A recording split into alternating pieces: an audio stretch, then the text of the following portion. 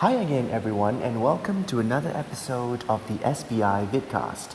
In this episode, we'll be taking a look at trance and its use in the paranormal sciences. Alright, trance, when used in paranormal sciences, is associated with possession by a divine being.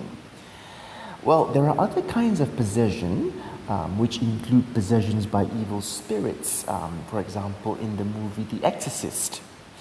There are also other kinds of trances, such as being enchanted by music or having an altered state of consciousness when one is on drugs. But as I said, when used in a paranormal setting, the word trance refers to when a person loses consciousness, he loses himself, and a god or a benevolent spirit enters his body and takes over.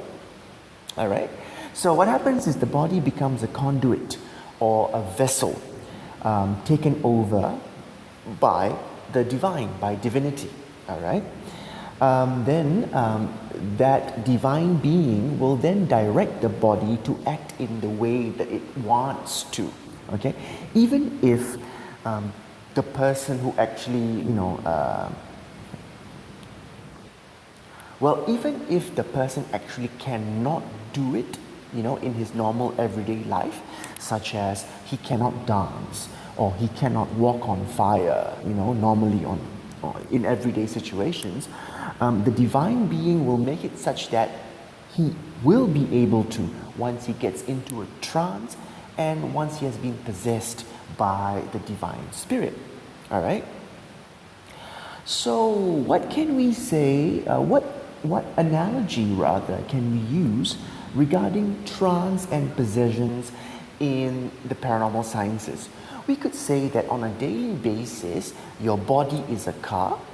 All right. Your spirit, your soul, your personality is the actual driver.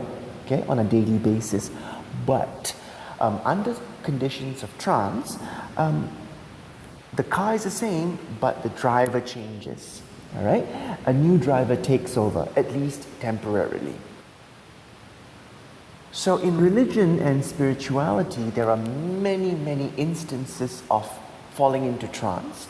There are many instances of being possessed by a greater divine being, such as during the Hindu festival of Thaipusam. Take a look.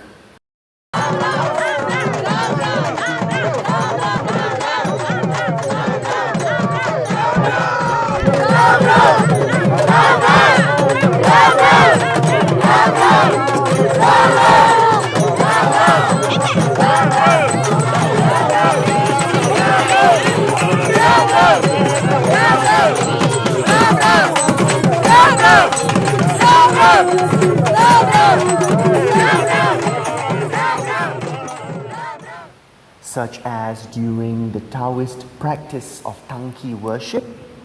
Take a look.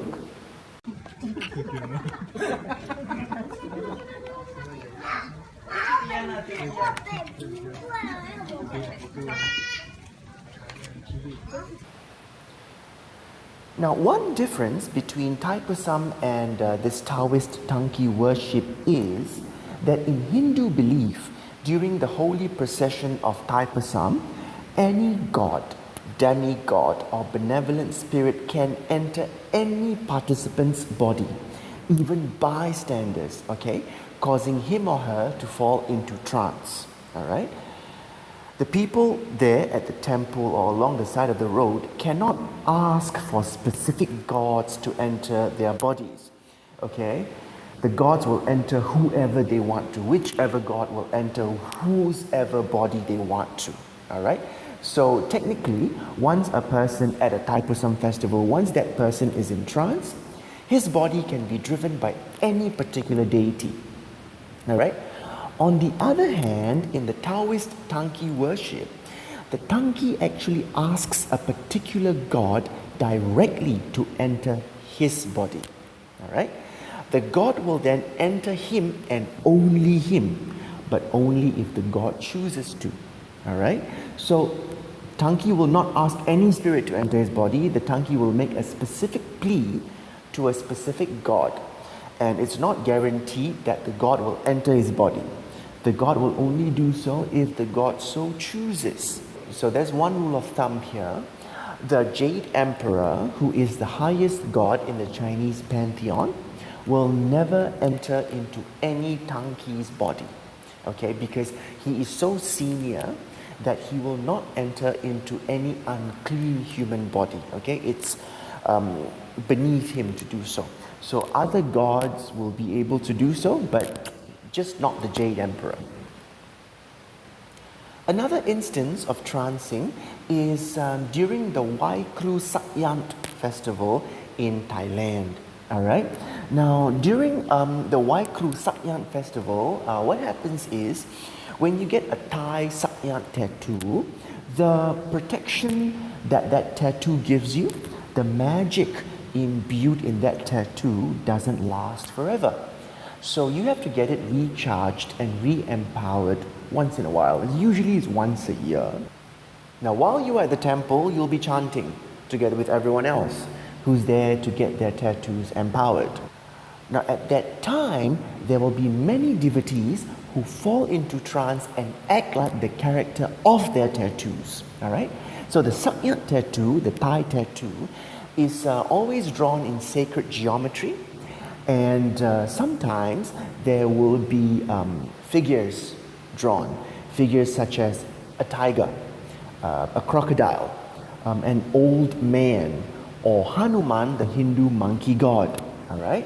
So if your tattoo is of the tiger, you will act like a tiger. If it is of a crocodile, you will act like a crocodile. If it is like an old man, you'll be ambling along, laughing maniacally. If it is of Hanuman, the Hindu monkey god, you'll be jumping around like a monkey. Now, even in Christian belief, there is something called speaking in tongues. And what is this thing called speaking in tongues? This is when it is said that worshippers get possessed by the Holy Spirit, which is 1/3 of the Holy Trinity, right? The Father, Son, and the Holy Spirit.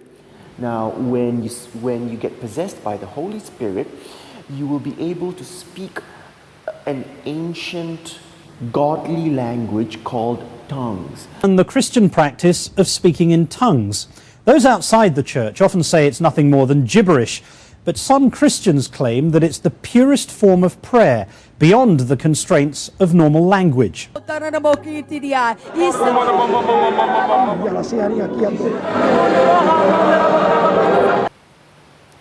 Of course, the scientific explanation for all this is that the rhythmic vibrations of chanting and drumming makes some people become enchanted and fixated on a certain archetype.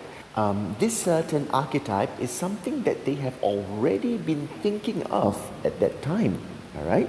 Now, this fixation and the rhythm causes their brains to create a cognitive loop centered on that said archetype. So, for example, if I'm fixated on getting my tattoo empowered, and my tattoo is that of Hanuman, I'll be thinking of Hanuman and empowering my tattoo, right?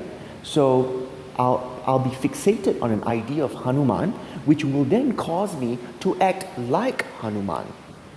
All right. This set of cognitive loops will cause my normal cognitive functions to be disabled. All right.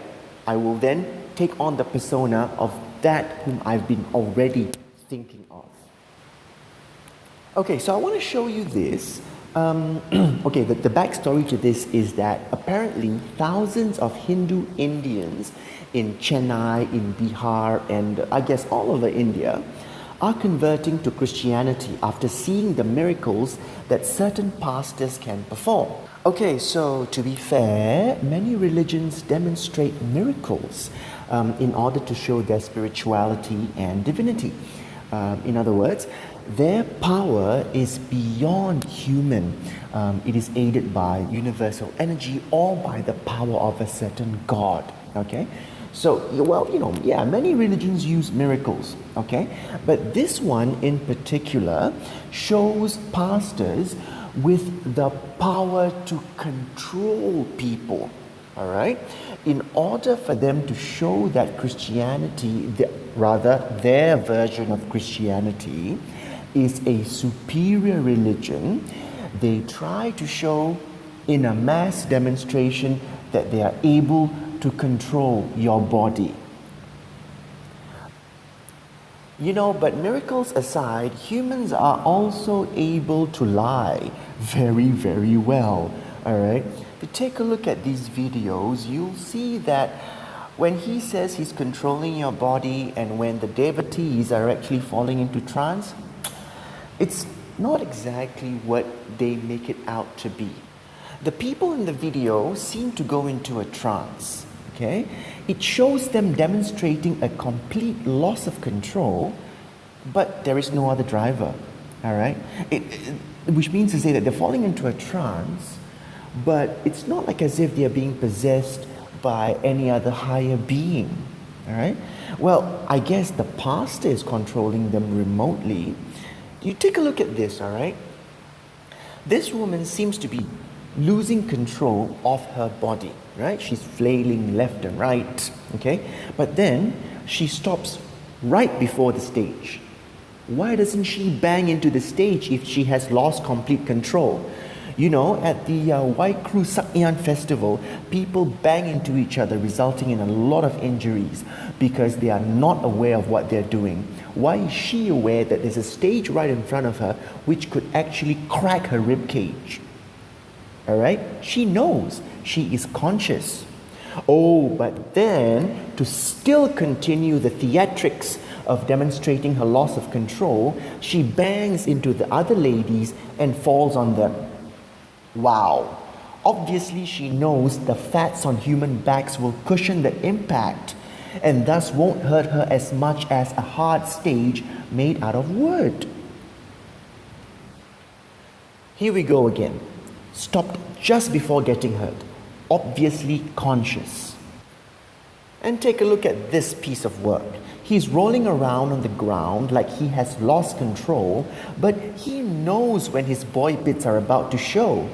He quickly covers up his nether regions again. Applause. Thank you very much for watching this episode of the SPI Vidcast.